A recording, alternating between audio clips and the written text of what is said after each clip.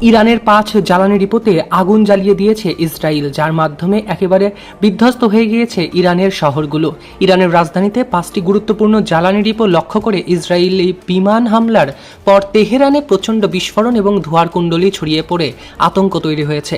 জাতীয় ইরানি তেল পণ্য বিতরণ কোম্পানির প্রধান নির্বাহী কর্মকর্তা 2 ট্যাঙ্কার চালকসহ 4 জন নিহত হয়েছেন বলে জানিয়েছেন।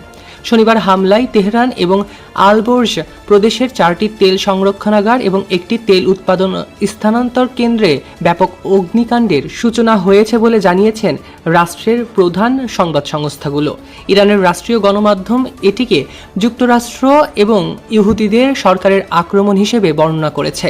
তেহরানের উত্তর পূর্বে অবস্থিত আগাদাসি তেল গুদাম, দক্ষিণে অবস্থিত তেহরানের শোধনাগার, তেহরানের পশ্চিমে অবস্থিত শাহরান তেল ডিপো এবং কারাজ শহরে একটি তেল ডিপো লক্ষ্যবস্তুতে পরিণত হয়েছিল। প্রত্যক্ষদর্শীরা জানিয়েছেন শাহরান তেল ডিপো থেকে তেল রাস্তা পর্যন্ত ছড়িয়ে এসেছে। ফার্স্ট নামের এক সংস্থা জানিয়েছে তেহরান এবং আলবোর্জে হামলায় কমপক্ষে 4 জন ট্যাঙ্কারের চালক নিহত হয়েছেন। হামলা সত্ত্বেও জ্বালানি সরবরাহ কার্যক্রমে কোনো ঘাটতি দেখা যায়নি।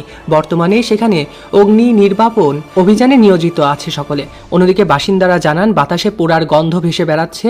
অনেকে বলছে যে সূর্য ওঠার সাথে সাথে শহরটি অন্ধকার দেখাচ্ছিল এবং অদ্ভুত কালো বৃষ্টিপাত হচ্ছিল এবং অ্যাসিড বৃষ্টিরও প্রভাব দেখা গিয়েছে সেখানে। সৈকত আহমেদ নূর, প্রতিধ্বনি নিউজ।